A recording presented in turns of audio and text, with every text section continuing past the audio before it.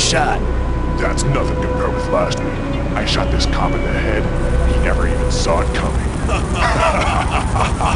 Yeah, those rent-a-cop guys are wimps. Hey, what's that sound? Surprise!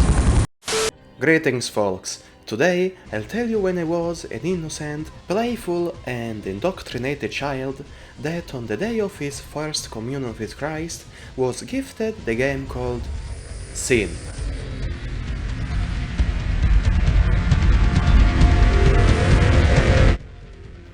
It was a funny coincidence.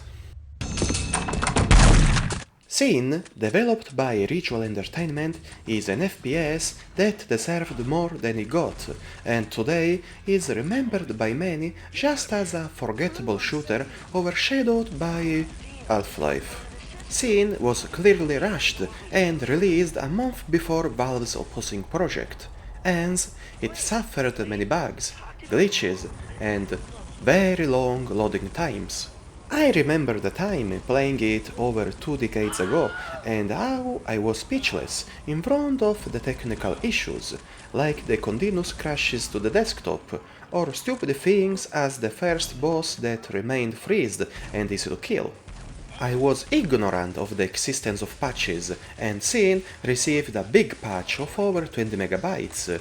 Back then was quite a record, a huge nuisance to download, and I didn't know anything about it.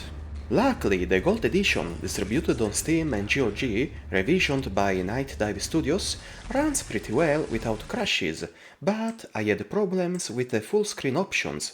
I had to play it in windowed mode, and the main menu, loading screens and the HUD are locked at 640 by 480. So, what's so special about this game? Well, what makes SiN great is its character and presentation, along with the good package of gameplay features and the variety of places to visit.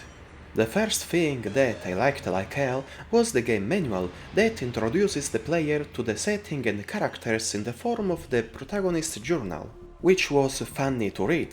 It begins by telling a hot-blooded action dream and then daily memos, description of criminals and important personalities, all accompanied by cool drawings, newspaper clippings and documents.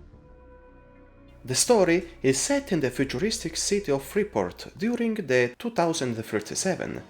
People are disappearing, mutants are sighted, and youngsters are crime-spraying under the influence of a new powerful drug called U4.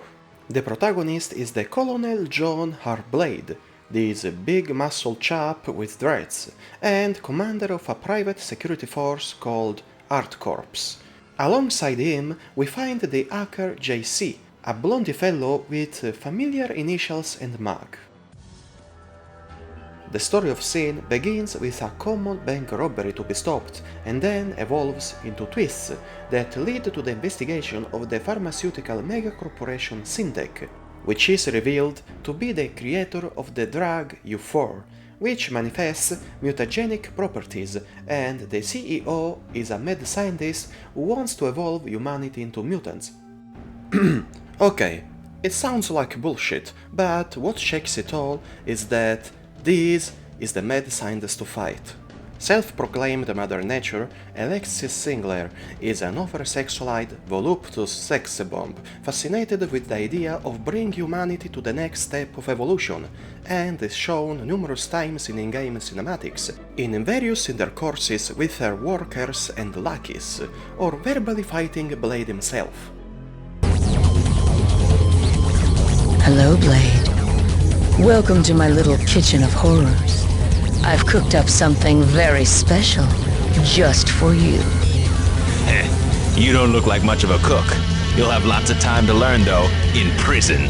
Oh, don't count on it. SiN is made with a modified version of the Quake 2 engine, and gameplay speaking, it mixes classic shooting with smart ideas of interactivity with the scenery and other interesting stuff. In the first mission, Blade has to clear the rooftop of the bank using a minigun from a moving helicopter. The destruction of certain elements of the scenery will trigger current and future events, like an objective completion by targeting the entrance of the bank, and some areas of the next level will be affected by breaking the cartel up there and shattering those mustaches. This level ends after the destruction of the rocket turrets. Otherwise, if the chopper gets too much damages, it will land on a different location, and the next level will start from another point. This is taking far longer than anything we had planned. If you don't start moving faster, I'll get someone who will. We're moving as fast as we can, sir. Well, it's not fast enough. Keep moving while I go check our perimeter. Yes, sir. The next level in the bank shows a lot of SiN's potential and is a package of fast cinematic action with robbers descending from the ceiling. The bullets from the iconic Magnum will show that enemies have localized damages with bloody signs on their corpses. Shooting the head can trigger a deadly headshot, or sometimes it seems to decrease their accuracy as they lament injury to the eyes.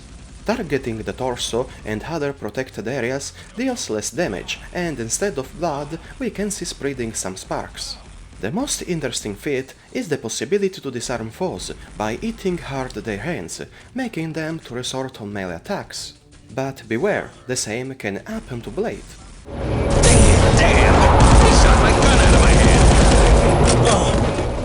By the way, these features are not an innovation made by SiN, but were introduced previously by other games, like Team Fortress, MDK and GoldenEye. Moreover, the game also features an interesting armor system. At the bottom right are displayed 3 different armors for head, torso and legs that must be replenished by finding the individual parts scattered in the levels, or by checking all the bodies of the fallen enemies and tolerate Blade's continuous lines if it doesn't need it. Already got it. Already got it. Interactivity plays an important role, and it's not just about searching keys and activate switches, but also operating computers, featuring an analog MS-DOS interface. The bank level will require us to operate a central computer to disable the turrets defending the vault entrance, and check the door combination that changes at every new game.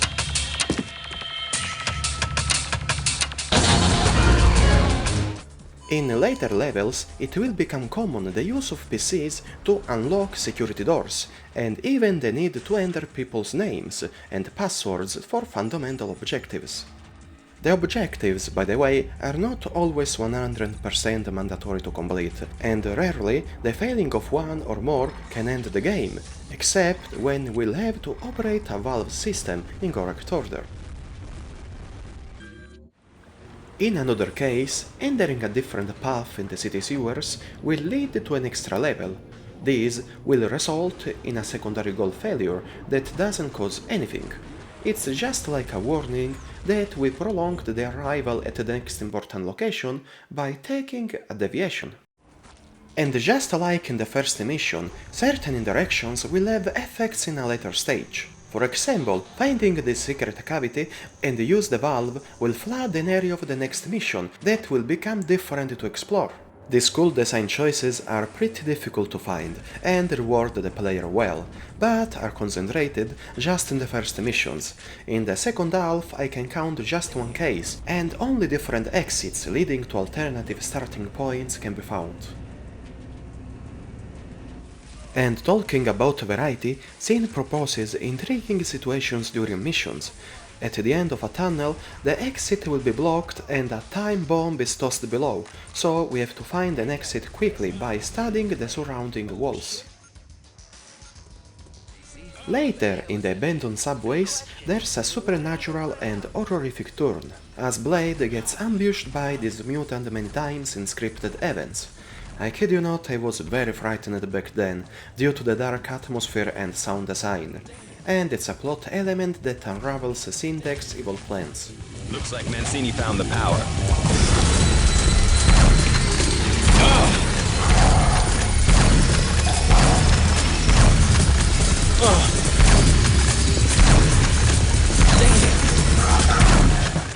Afterwards, there's the only stealth mission of the game, in which we'll soon have to kill an armless secretary to avoid alarms. Those were different times. and then progress crouching in front of laboratories, hoping the scientists don't see us.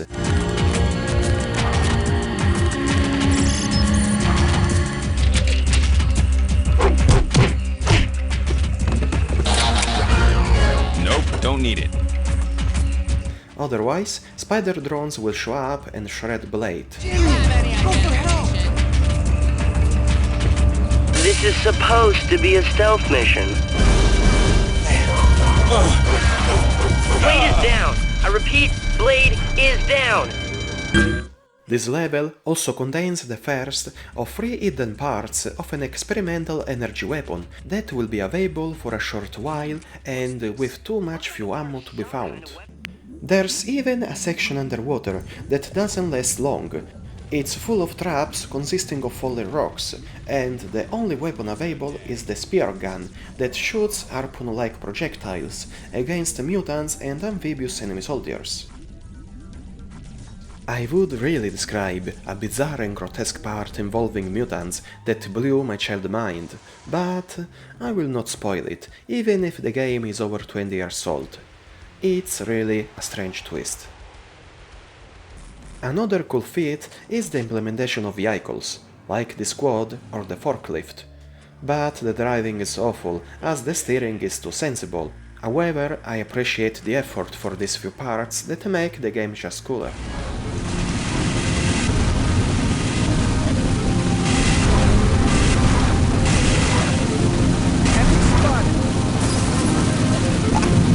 Overall, the game is a decent pacing, even if the story is just cheesy and adolescent.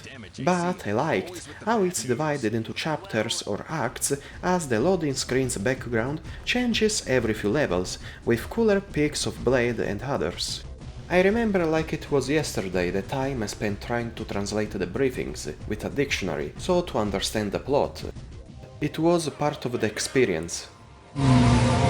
I love obedient men.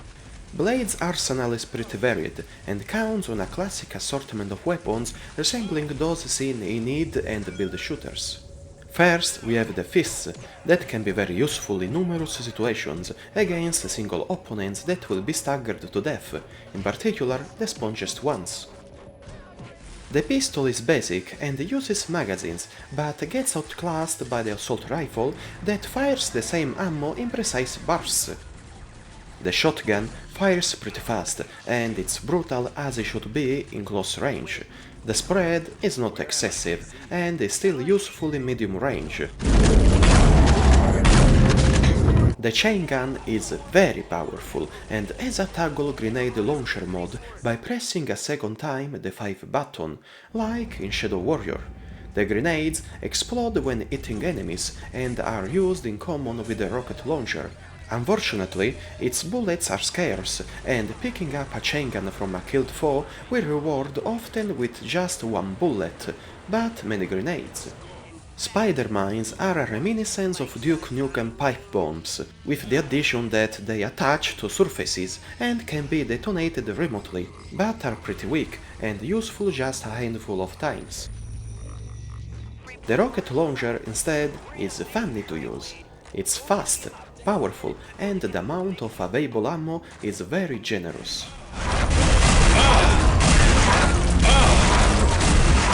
The previously mentioned 3 parts energy weapon, the pulse rifle, has 2 firing modes. The first consists in plasma balls with an arc trajectory, and the second in lightning bolts.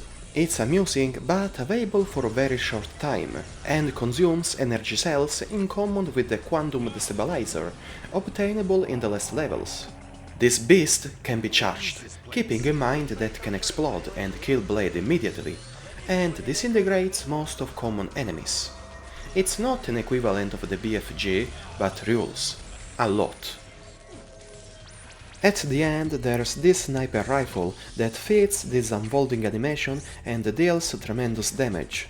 It literally blows people up and shocks Blade himself. The press of the assigned 0 button toggles the useful zoom mode. This weapon is terrible in our hands, but also that of enemies. And now let's talk about the remaining problems.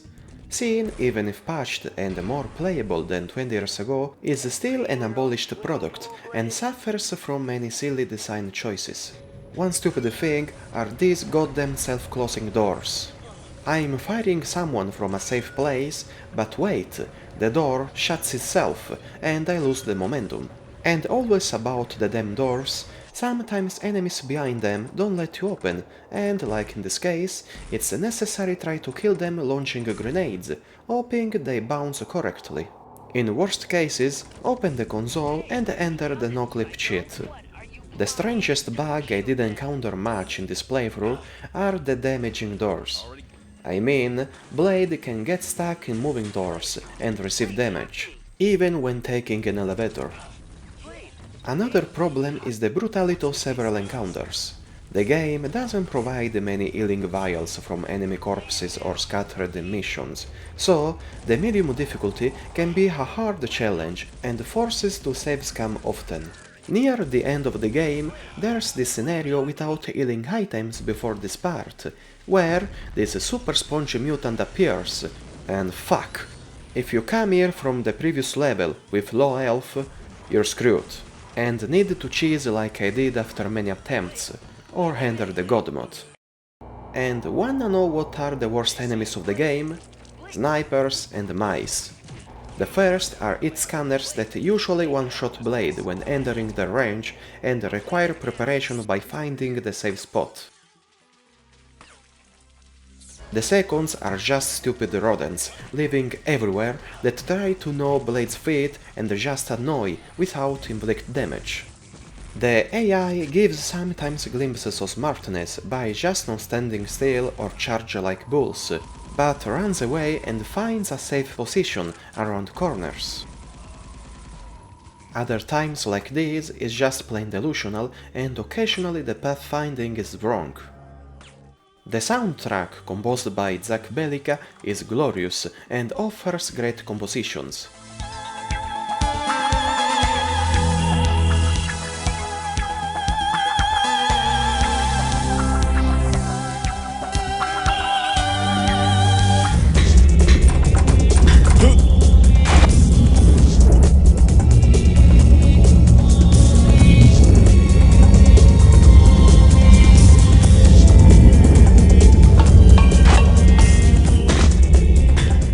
The rest of the sound design is very good for its time, and the voice acting counts on good performances.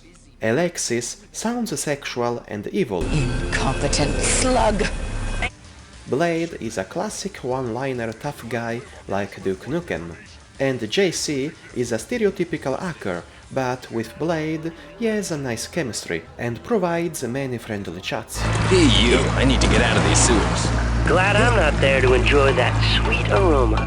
Sure you are. Just smell your t-shirt, JC. Before finishing, I must mention the training mode that consists of two distinctive levels.